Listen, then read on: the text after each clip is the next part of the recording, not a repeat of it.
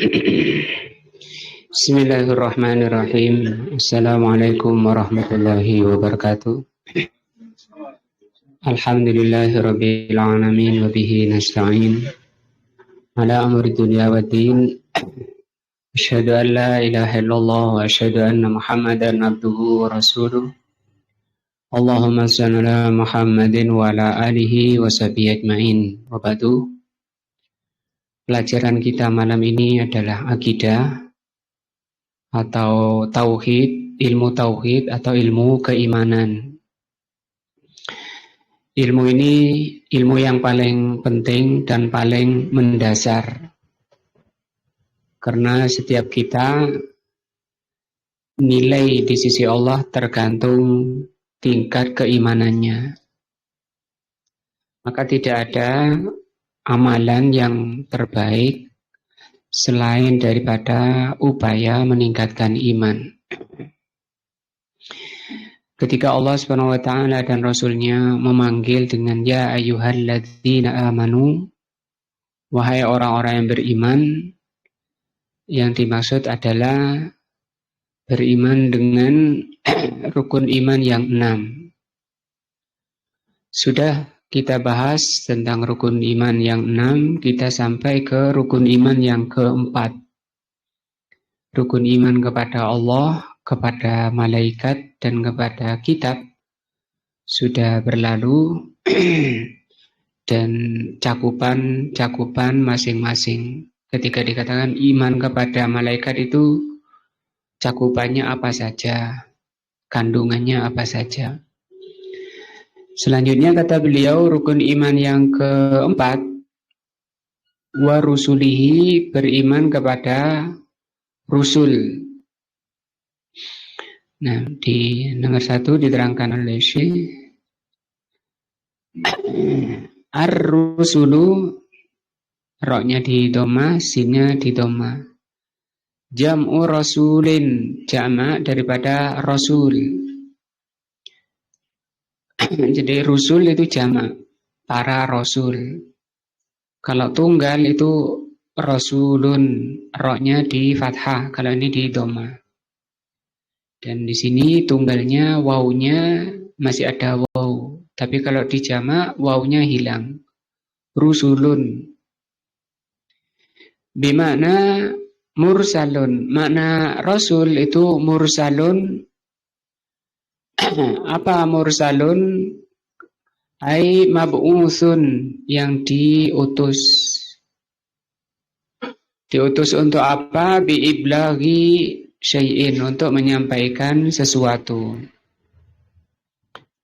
Seperti kalau kita mengatakan utusan, saya mengutus anak saya menemui seseorang, maka anak saya itu disebut rusul atau disebut rasul, utusan. Wal muraduhuna, maka yang dimaksud di sini di rukun iman ini, rasul itu siapa? Man uhiya ilaihi minal bashar, orang yang diberi atau manusia yang diberi wahyu. Isinya wahyu bisyar'in, isinya wahyu adalah syariat. Nah, wa umira bitablighihi, dan diperintah untuk menyampaikan pada umatnya. Kalau nabi tidak diperintah untuk menyampaikan.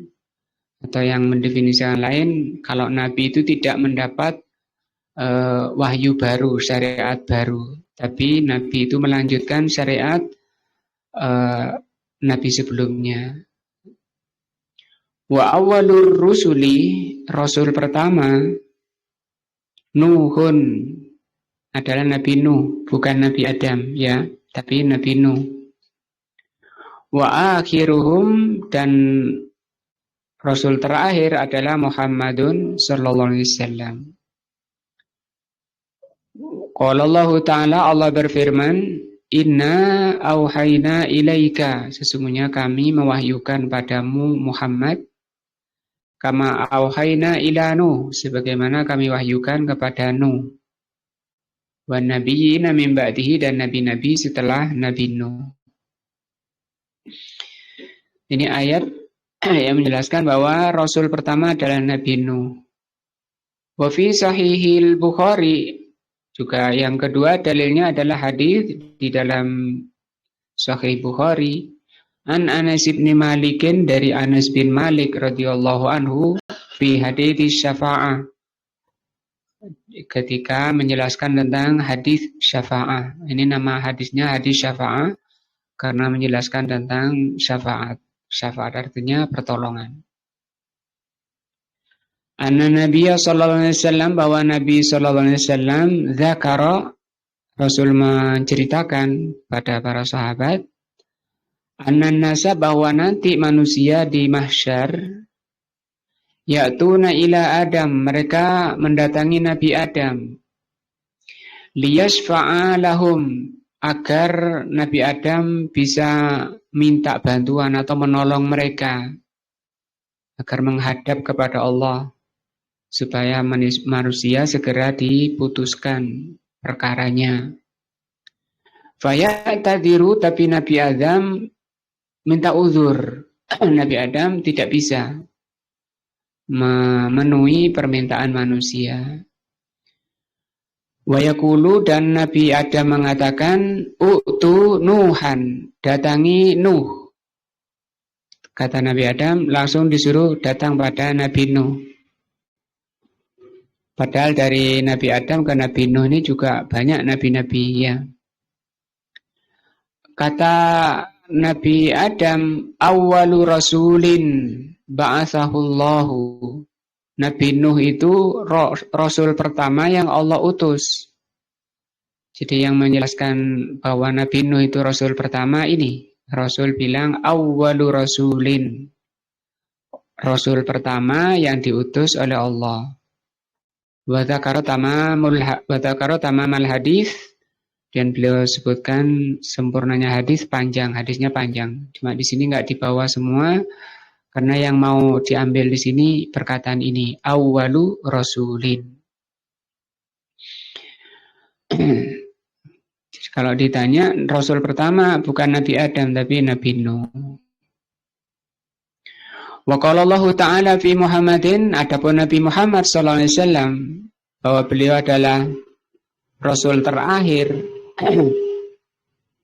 Allah mengatakan, maka Muhammadun aba ahadin min rijalikum. Muhammad itu bukan bapak seseorang di antara kalian. Walakin, tapi Muhammad itu Rasulullah. Muhammad itu adalah utusan Allah, wa khataman nabiyyin, dan penutup para nabi. Ini ayat menjelaskan bahwa tidak ada nabi setelah beliau.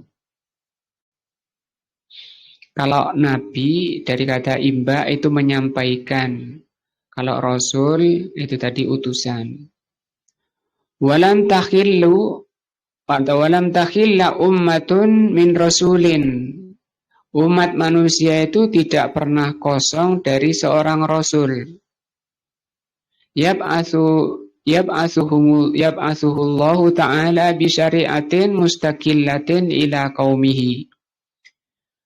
Masing-masing umat sejak Nabi Adam itu tidak ada umat yang kosong dari rasul. Kalau rasulnya sudah meninggal masih ada pewaris-pewarisnya, dengan membawa syariat tersendiri kepada kaumnya. Jadi setiap rasul itu syariatnya beda-beda. Ajaran-ajarannya itu tidak sama masing-masing. Dan setiap rasul itu diutus secara khusus pada kaumnya. Contoh ya, Nabi Musa itu berbarengan dengan kalau Nabi Harun itu saudara kandung, itu untuk Bani Israel. Jadi di Bani Israel pada Nabi Musa itu, pada zaman Nabi Musa itu ada dua rasul. Siapa itu? Nabi Musa dan Nabi Harun. Tapi beliau juga pada masa Nabi Musa ada rasul lain yang tidak diutus untuk Bani Israel, tapi pada kaumnya sendiri. Siapa Pak Sugeng? Rupanya Pak Jazuli mungkin ingat ada seorang nabi pada masa Nabi Musa dan Nabi Harun yang ajarannya itu nggak sama, beda karena untuk kaumnya sendiri-sendiri. Ya kok, ya kok. Kalau Pak siapa ini? Pak Glenter, siapa Pak Glenter? Nah, gurunya Nabi Musa siapa? Khidir. Nah, Nabi Khidir itu yang roje Nabi. Ajarannya Nabi Khidir sama ajarannya Nabi Musa beda. Nah, au nabiyin yuha ilahi bi syari'atin min qablihi liyujaddidaha. Jadi pada setiap kaum kalau Allah tidak mengutus seorang rasul, maka Allah mengutus nabi. Nah, yuha ilaihi bi syari'atin min qablihi, yang nabi itu diperintah untuk menyampaikan syariat nabi sebelumnya.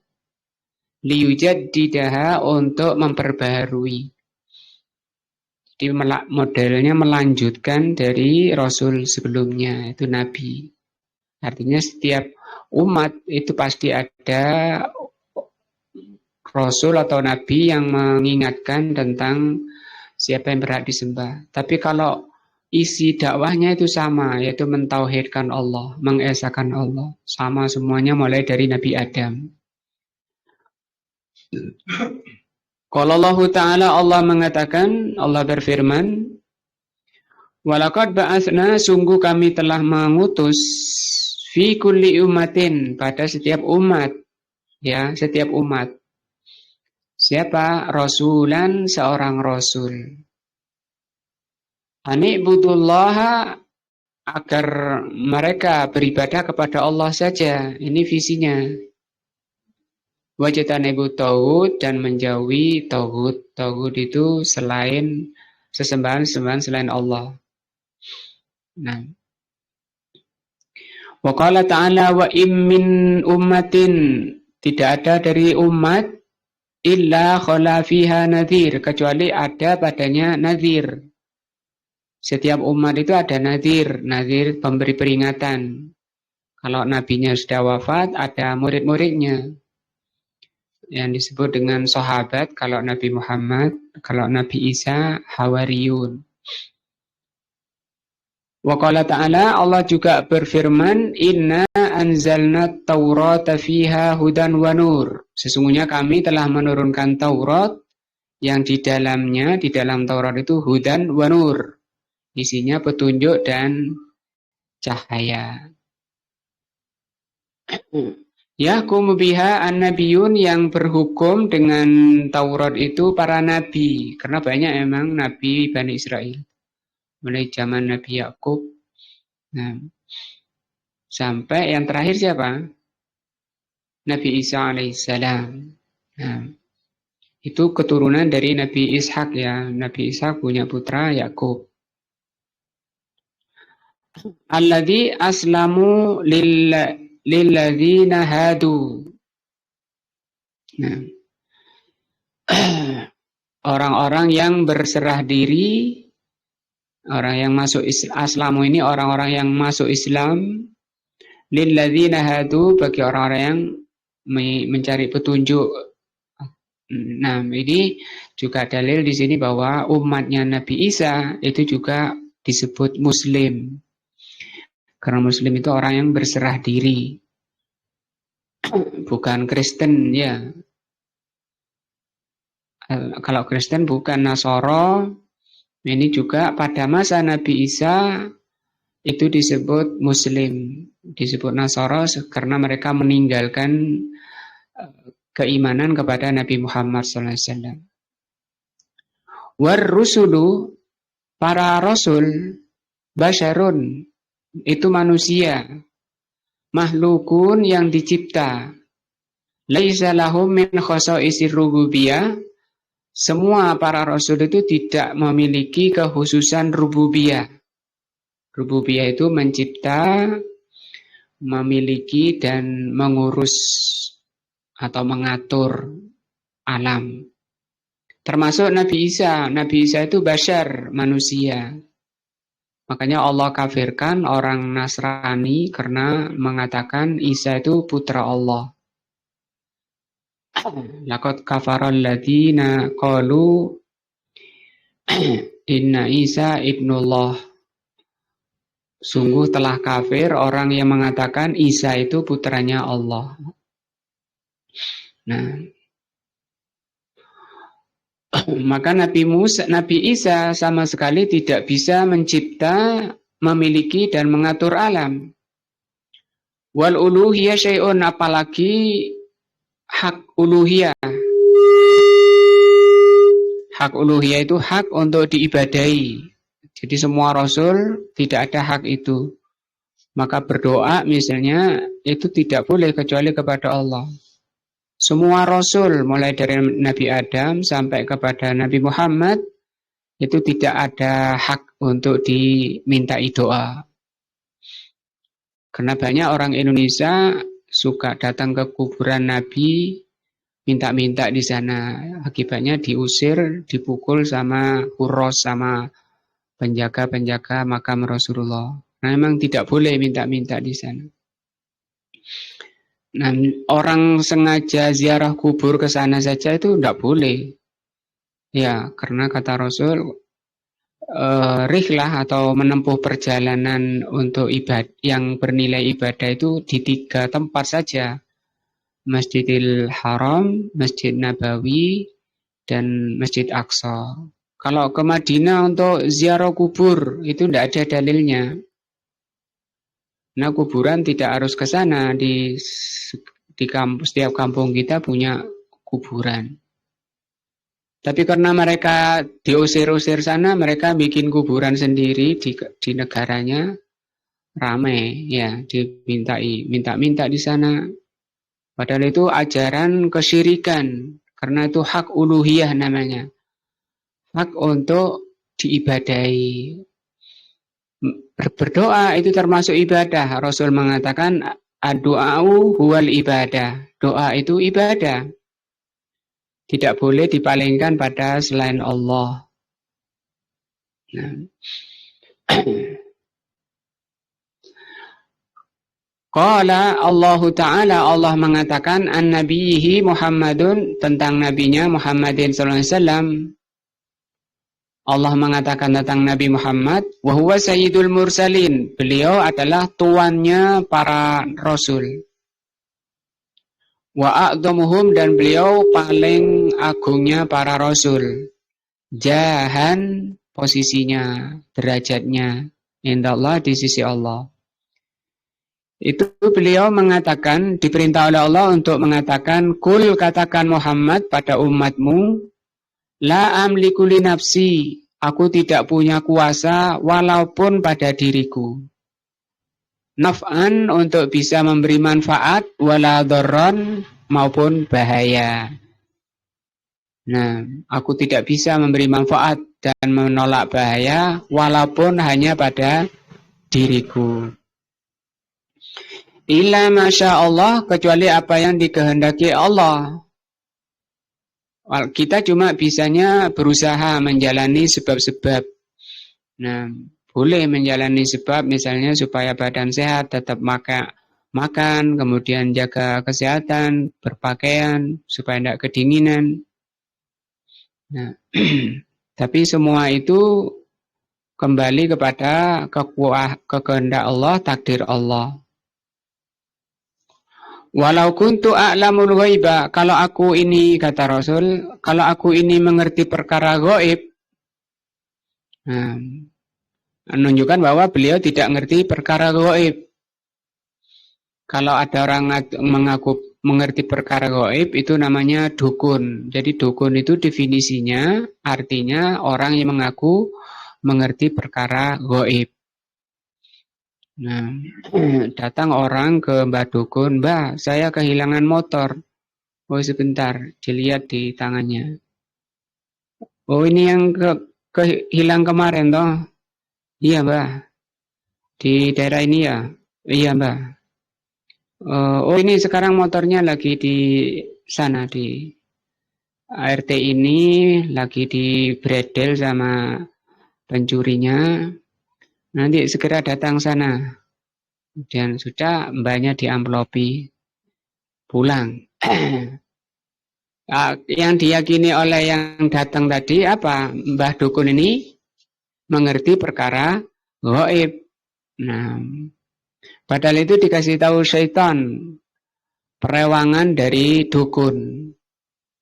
Nah, maka kata Rasul sallallahu alaihi wasallam, "Man ata arrafan la yuqbal salatahu arba'ina lailan." Barang siapa yang mendatangi dukun dan bertanya-tanya ke dukun, maka sholatnya tidak diterima 40 hari.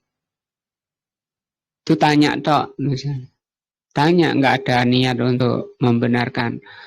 Kemudian di hadis lain Rasulullah mengatakan, faman saddaqa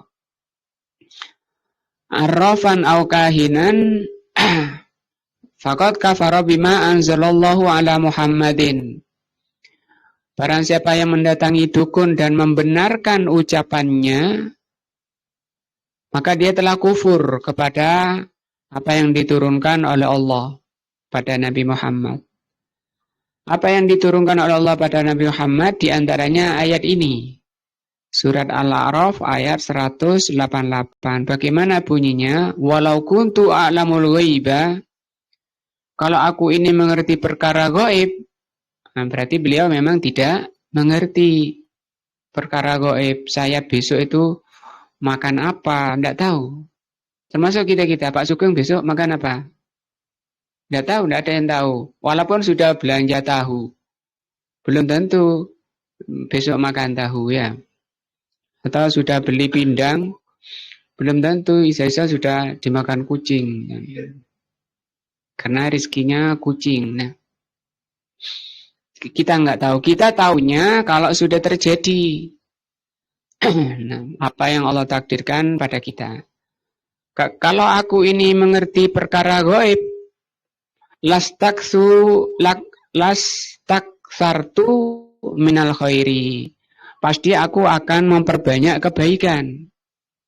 Wama masaniyasu, dan aku tidak akan ditimpa kejelekan. Ya, tapi Rasul sempat giginya patah, sempat luka wajahnya karena disakiti, dipanah oleh musuhnya. Kalau Rasul mengerti perkara gaib itu tidak akan menimpa. Nanti orang itu akan memanah saya, misalnya ya. Akan menyakiti saya. Kalau gitu aku tak sembunyi dulu. Kalau beliau tahu ya. Tapi beliau kan ini, aku tidak, kalau aku ngerti perkara gaib, aku ya nggak akan ditimpa kejelekan. In ana illa nadhirun, saya ini hanya pemberi peringatan. Peringatan itu orang yang tidak mau taat kepada Allah, tidak beriman dan tidak bertakwa, itu dinadzir, diberi peringatan bahaya, maksiat, dosa, nanti ancamannya neraka. Wa basyirun, dan saya ini basyir, pemberi kabar gembira. Kalau kamu taat, iman, taat, takwa kepada Allah, beramal kebaikan dan amal soleh, surga balasannya pahala besar. Asalkan ikhlas karena Allah. Liqaumin yuminun, bagi kaum yang beriman. Kalau yang enggak beriman ya enggak bisa. Nah. Wa qala ta'ala, Allah mengatakan, ini ayat-ayat menjelaskan bahwa apa tadi? Rasul itu manusia biasa. Tidak punya hak rububiyah dan uluhiyah. Tidak punya kekhususan. Ini beliau ya, apalagi selainnya, apalagi di bawahnya ya. Apalagi di Indonesia ini malah banyak orang minta perlindungan ke jimat-jimat. Ya, itu melindungi, itu namanya rububiyah. Itu hak Allah. Meyakini sesuatu ini bisa melindungi, bisa menjaga dirinya. Ini syirik. Karena Yang berhak melindungi seseorang, yang mampu melindungi seseorang itu hanya Allah. Menjaga seseorang itu hanya Allah. Tadi ya ayatnya, aku sendiri tidak mampu memberikan manfaat pada diriku atau menolak bahaya dari diriku. Nah, Rasul sendiri. Apalagi cuma jimat-jimat. Kecuali yang memang diterangkan oleh Allah Subhanahu wa Ta'ala. Karena banyak orang Jawa yang saya tahu Jawa, kalau anaknya punya bayi, ada berambang, bawang, apalagi kencur, disundui, dibuat gelang. Ya, pernah tahu. Untuk apa itu? Atau nyari itu yang di laut itu apa, keong ya. Kemudian dibuat kalung. Untuk apa itu? Tolak bala. Nah, dan di rumahnya di atas pintu ditempeli jimat-jimat. Dia tidak akan nempelkan di situ, tidak akan menggantungkan di tangan anaknya, tidak akan mengalungkan di lehernya kalau tidak ada keyakinan ini. Ya kan? Kalau tidak ada keyakinan ini dia tidak akan melakukan. Nah, kalau istrinya hamil tidak boleh nyembelih ini, tidak boleh nyembelih itu. Banyak mistik-mistik yang mengandung merusak akidah, merusak tauhid rububiyah tadi dan uluhiyah. Rububiyah diantaranya tadi ya, artinya yang mencipta, yang memiliki dan yang mengatur. Ya, yang menguasai alam ini, yang mengatur alam ini hanya Allah. Maka kembalinya ke sana, berlindung ke sana, tawakal kepada Allah. Di ayat lain Allah mengatakan, Qul inni la amliku lakum darran wala rasyada. Ini juga sama dengan di atas tadi. Katakan Muhammad, aku ini tidak memiliki kemampuan untuk kalian perkara bahaya, tidak bisa membahayakan kalian. Wala rasyada maupun rasyada. Manfaat tadi. Kul ini la yujirani minallahi ahadun. Katakan sesungguhnya tidak ada yang bisa melindungi aku dari Allah seorang pun. Ketika Allah misalnya mau menghendaki sesuatu pada diriku, maka tidak ada yang bisa mencegahnya, menolaknya. Allah mau jadikan aku pilek misalnya. Itu semua malaikat yang jumlahnya banyak, seluruh manusia, seluruh dokter, tidak akan bisa menghalangi apa yang Allah kehendaki. Walan ajida min dunihi multahadat, aku tidak mendapati tempat berlindung selain Allah. Nah, ini dalil-dalil menerangkan bahwa Rasul tidak memiliki hak khususiyah dari hak rububiyah maupun uluhiyah. Wa talhiquhum khasaisul basyariyah. Bahkan para nabi dan para rasul itu memiliki kekhususan basyariyah, kekhususan manusia. Minal maradi seperti sakit. Jadi rasul bisa sakit. Nah, wal maut dan mengalami kematian. Wal hajah dan butuh ila ta'ami wal wasyarab. Para nabi itu juga butuh makan dan butuh minum. Wa ghairu dzalika dan selain lain-lainnya kebutuhan-kebutuhan manusia. Qala Allah Ta'ala an Ibrahim, Allah menceritakan tentang Nabi Ibrahim alaihi salatu wassalam fi wasfihi li rabbih, ketika Nabi Ibrahim menjelaskan sifat Rabb-nya, sifat Allah. Nabi Ibrahim mengatakan, walladzi huwa yut'imuni wa yaskin. Dialah Allah yang telah memberi makan aku. Menunjukkan bahwa Nabi Ibrahim itu makan. Wa yaskin, dan Allah yang telah memberi minum aku. Wa idza maritu, kalau aku sakit, fa huwa yashfin. Allah lah yang menyembuhkan aku. Artinya dirinya sendiri tidak bisa membuat dirinya sakit dan tidak bisa membuat dirinya sembuh. Walladzi yumituni tsumma yuhyin. Dialah Allah yang telah mematikan aku dan nanti akan menghidupkan aku. Hanya kembali semuanya kepada Allah Azza wa Jalla. Karena kita ini sebagai hamba yang tidak memiliki kuasa walaupun pada diri kita sendiri. Kalau kita baik itu semata-mata karunia dari Allah. Kalau orang itu selamat semata-mata karunia dan rahmat dari Allah. Sama sekali bukan dari kita. Wa qala Nabi alaihi salatu wassalam, dan Nabi mengatakan innama ana basyarun. Saya ini manusia. Mithlukum seperti kalian. Ansa kama tansauna. Aku bisa lupa seperti kalian bisa lupa. Fa idza nasitu fadhkuruni. Kalau aku lupa maka ingatkan aku. Nah, ini pas kisah salat Rasul salat duhur 2 rakaat ya. Wa qad wasafahumullahu ta'ala bil ubudiyah. Para rasul itu disifati oleh Allah dengan sifat ubudiyah lahu. Fi a'la maqamatihim, dan ubudiyah para rasul itu berada di puncak tertingginya ubudiyah. Ubudiyah itu hamba, penghambaan. Tertingginya yang menghamba kepada Allah itu adalah para rasul. Termasuk kita ini hamba sahaya namanya. Nah, di hadapan Allah.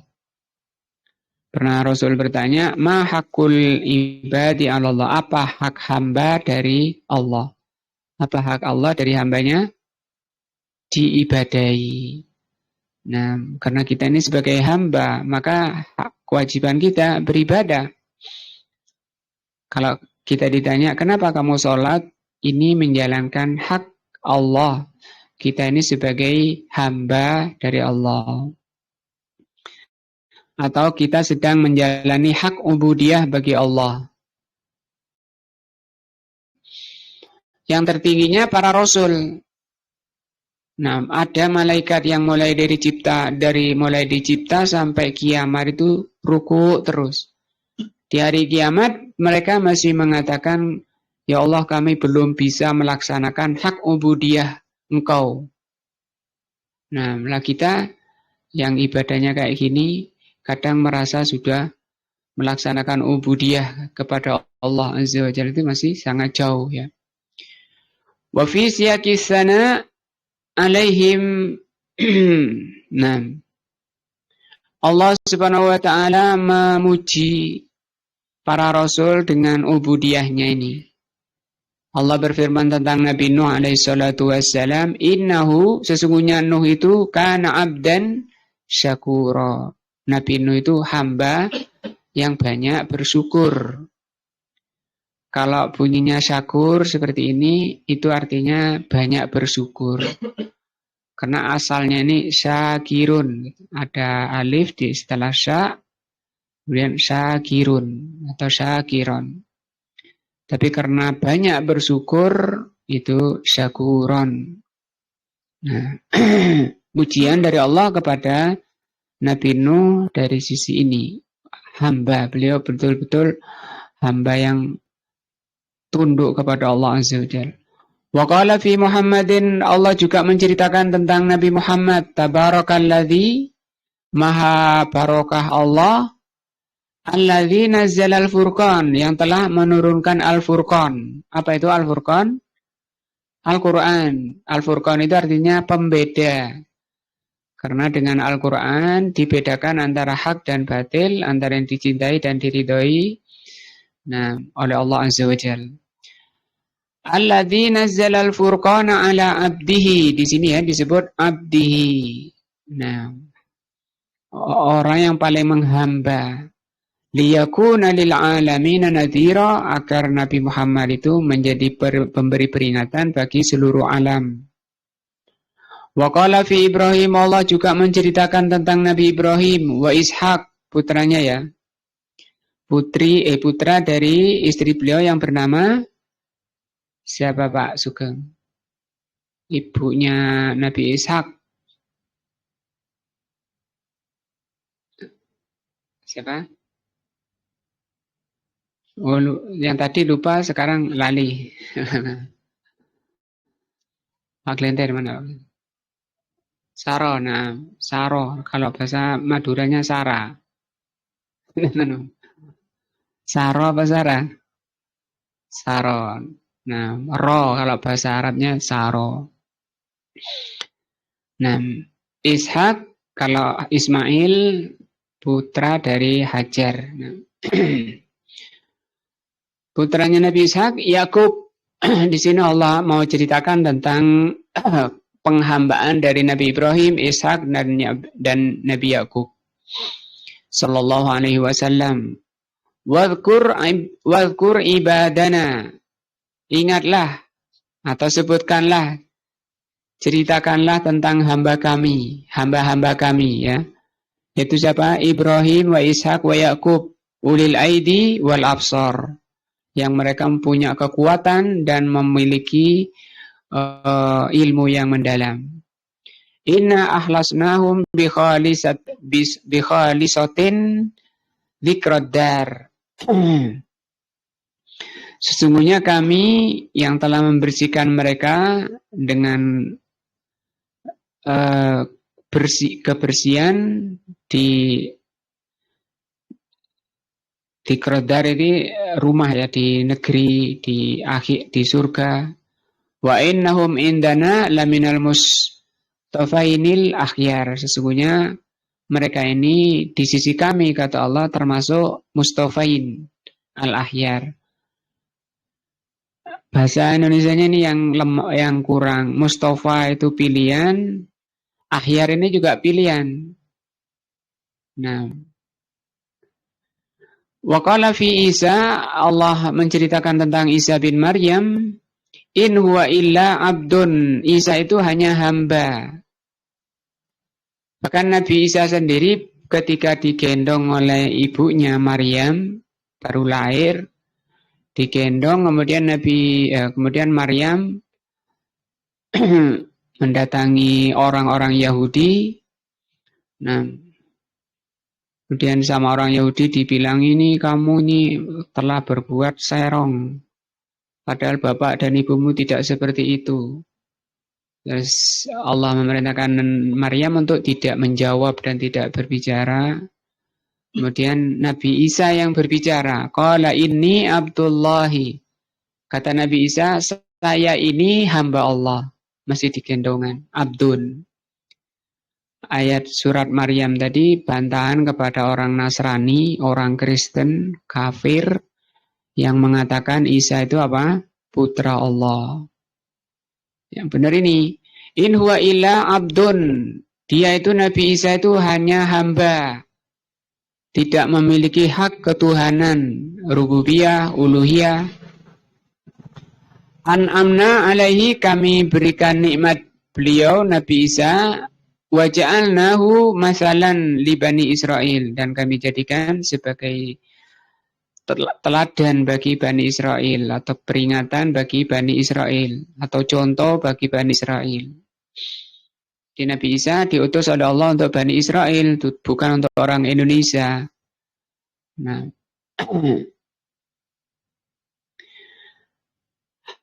ini pembahasan tentang iman kepada para rasul ya.